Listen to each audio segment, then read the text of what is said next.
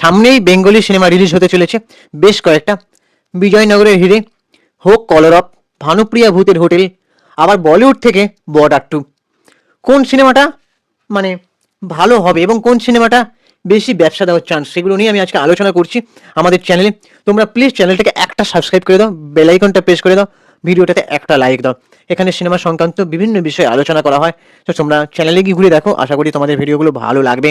আর একটা সাপোর্ট না হলে কিন্তু, মানে একটা কেন, তোমাদের সবার সাপোর্ট না হলে কিন্তু আমরা এগোতে পারবো না। সো প্লিজ সাপোর্ট করো আমাদেরকে। দেখো, প্রসেনজিৎ চ্যাটার্জির বিজয়নগরের হেরে, তারপরে শাশ্বত চ্যাটার্জি এবং আরও অনেকে রয়েছেন হোক কলরব।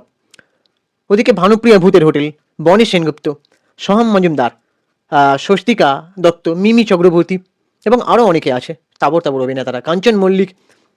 সো বর্ডার টু আবার সানি দেওয়াল, দিলজিৎ, তারপরে হচ্ছে বরুণ ধাওয়ান, আহান শেট্টি। সো এই সিনেমাগুলোর মধ্যে আগে যদি আমি আসি হোক কলরবের গল্পটা কি, রাজ চক্রবর্তীর ডিরেকশনে। রাজ চক্রবর্তী গল্পটা সাজিয়েছেন যাদবপুরে একটা র্যাগিং, মানে যাদবপুরে এরকম অনেক ঘটনা ঘটেছিল, সেটাকে উপর একটা কেন্দ্র করে এখানে দেখা যাচ্ছে র্যাগিংয়ের উপর ঘটনা, ছাত্র রাজনীতি এবং র্যাগিংয়ের যে চিত্র উঠে আসবে এবং সেটা থামাতে ক্ষুদিরাম চাকি, যেটা নিয়ে বহু কন্ট্রোভার্সি ক্রিয়েট হয়েছিল।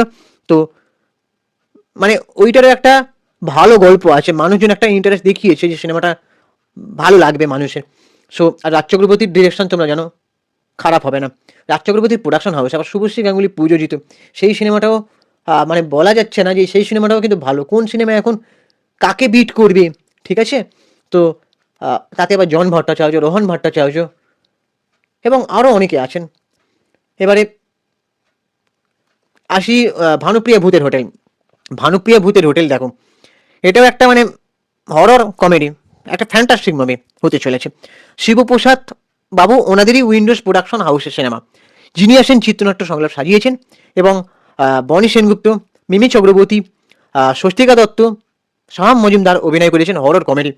ওটা আমি বিভিন্ন মানে জায়গায় আমি বলেছি, আমি ওটার তো মানে টেলার লঞ্চেও গেছিলাম, সেখানে আমি কভারেজও করেছি, কাঞ্চন মল্লিক স্যারের ইন্টারভিউ নিয়েছি, তারপরে আরও অনেকে। সো তোমরা চাইলে দেখে আসতে পারো, তোমাদের ভালো লাগবে। সো চ্যানেলে এবারে সেইটা একটা আলাদা উদ্যোগ। এই যে হরর কমেডি, মানে বাংলায় হরর সিনেমা বলতে গেলে হয় না, বলিউডে সাউথে প্রচুর হরর সিনেমা হয়েছে। আমাদের আগে কিন্তু চেষ্টা করা হয়েছিল সেই ব্ল্যাক অ্যান্ড হোয়াইট সিনেমায়, জমলয় জীবন্ত মানুষ, ভানুর যে মানে ভূতের মানে হাসির একটা মজার ছলে প্রেজেন্ট করা, সেটা কিন্তু তখন হয়েছিল।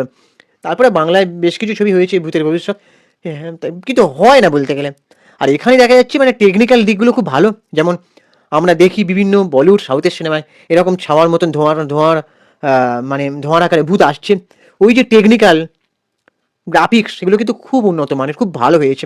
তো সেটাও একটা ভালো গল্প হতে চলেছে, ঠিক আছে? এটাকেও উড়িয়ে দেওয়া যায় না, এটা সত্যিই ভালো হতে চলেছে।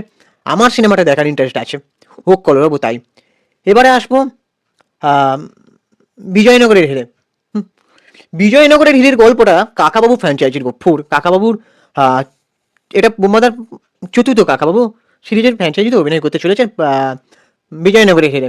এর আগে বুম্বাদা, ইয়েতি অভিযান, মিশ্র রহস্য আগে 2013 সালে, তারপরে হচ্ছে তোমার ইয়েতি অভিযান 2017, 2022-এ তোমার কাকাবাবুর প্রত্যাবর্তন, তারপরে এটা বিজয়নগরের হেরে।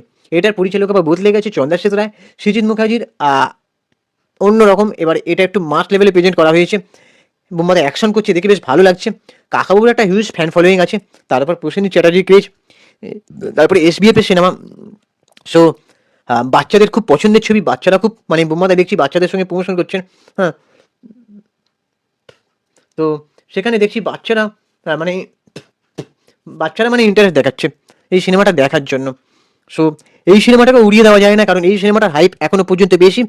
আর আমার মন বলছে এই সিনেমাটা সমস্ত বাংলা ছবিকে ছাপিয়ে যেতে পারে। কাকাবাবু ফ্র্যাঞ্চাইজি ছবিটা বোম্বাদার একটা 2026-এর উল্লেখযোগ্য সিনেমা হতে চলেছে।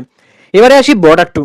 দেখো, বর্ডার 2 তো অ্যাকচুয়ালি আমাদের বাংলা ইন্ডাস্ট্রির ছবি নয়, বর্ডার 2 অ্যাকচুয়ালি হচ্ছে হিন্দি সিনেমা, বলিউডের ছবি। কিন্তু সেই সিনেমা কিন্তু আমাদের ওয়েস্ট বেঙ্গলেও কিন্তু রিলিজ করা হবে।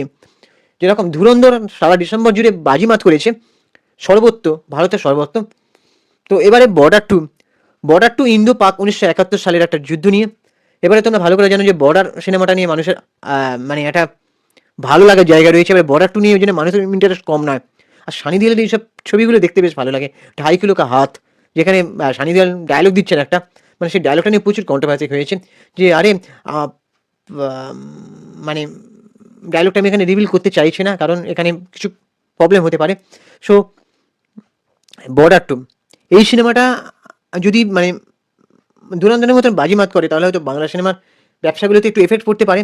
তাই জন্য আমি নির্মাতাদের কাছে অনুরোধ করব, বাংলা সিনেমা যেন আগে প্রাইম টাইম শো পায় সবকটাই। এবার যে বেশি ব্যবসা করবে তাকে অগ্রাধিকার আগে দেওয়া হোক। কোনো ঝামেলা ঝগড়া যাতে না হয় পুজোর মতন, বা আম পুজোর পরেও কিছু দেখা যাচ্ছে।